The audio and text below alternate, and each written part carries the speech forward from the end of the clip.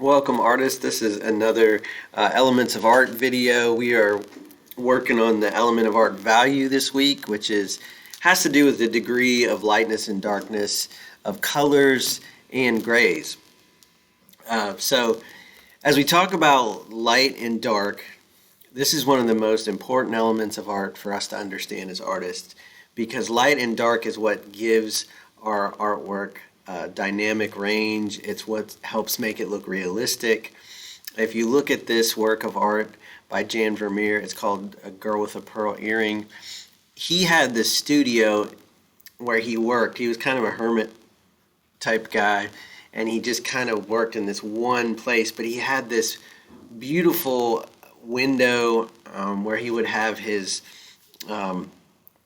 subjects sit, and the light, the reason he did is because the light was so good in that from that window. And so you can see here in this painting how on the left edge of her face and on her clothing, even on her scarf that her hair is wrapped up in, it has these very bright, clear highlights on it. But then also, if you look on the back side of her, there are very dark areas, almost black. These are the wide separation between light and dark. He's got bright whites, but he also has dark colors. And what happens a lot of times as we begin in our artistic endeavors, we are afraid to use those bright whites and darks. Or we don't have anything in the middle. We're just using brights and darks. And what's important to understand as an artist is we need the whole range a lot of times in our artworks to show those. Now, there are exceptions to that rule, but if you look at some of the artworks we'll look at today, the artists are using a wide range of value to create dynamic works of art. And so that's what I want to encourage you about this week. As you use value, don't be afraid of using darks and bright whites in your works of art. Now, you need the stuff in between, absolutely. You guys are usually pretty good at the stuff that's kind of halfway in between. It's those both sides of the range that you need to get into. So before we look at any more art, our theme for our sketchbook this week is going to be windows. Now, you might say, what in the world kind of theme is that? Well, if you think about a window, what's a window for? A window is to let in light. And so I thought that it might spur you on to some ideas about how to use light. Don't just think about the windows that are in your house. Think about the windows that are in your car. Think about metaphorical windows. There's things in life that we call windows that aren't actually windows, but we call them that. I'm not going to give away any of those things. I want you guys to think creatively about it. And you may also want to create some sort of window. It doesn't have to be a drawing of a window itself. It could be a drawing of something outside the window. I hope you understand what I'm getting at. So be creative with it, have fun with it. It can be several. You could do a page of several windows and things that are in those windows. That's just your theme, but make sure you're showing value. Remember, you've got to have a full page. You've got to have color and or value. Of course, you have to have value this week. So enjoy that assignment. It should be fun. Let's look at some more works of art.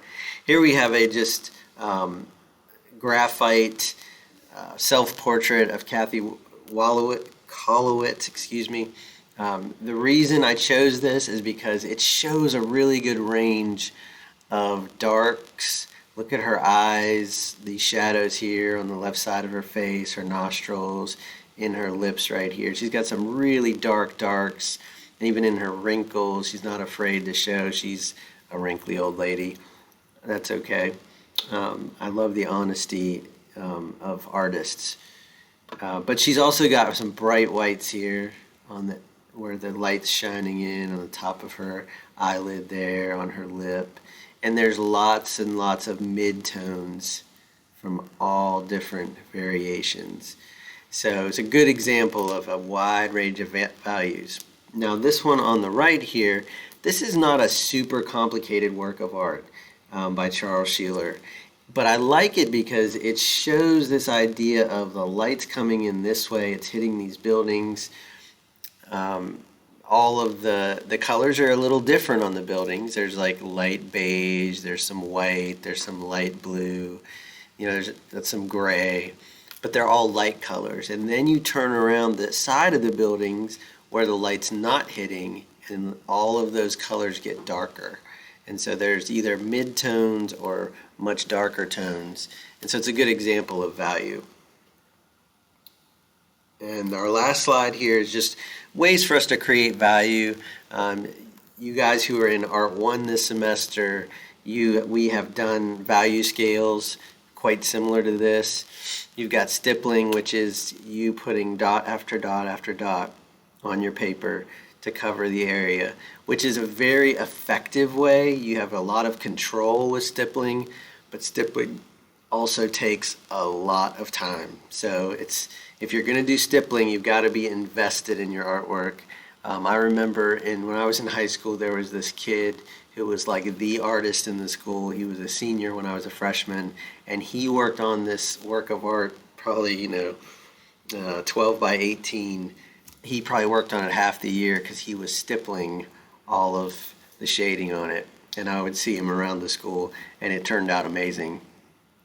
But it takes time. It's worthwhile if you want to use it. We also have cross-hatching, which is just crossing lines. Squiggles, it's called here. You could also call it scribbling. You could call it scumbling is the more artistic term for it. It's just random, scratchy lines. Smooth gradients with your pencils or charcoal or anything you can get a nice smooth variation of color in. We'll be doing some of that in your warm-ups this week for sure. And then hatching, which is just single lines parallel to each other. So those are just some ways to create value. That's a quick overview of the element of art, value, and its importance. So do the quiz after this and make sure you start your sketchbook right away. This is going to take you some time to do. If you have questions, let me know. Thanks, artists.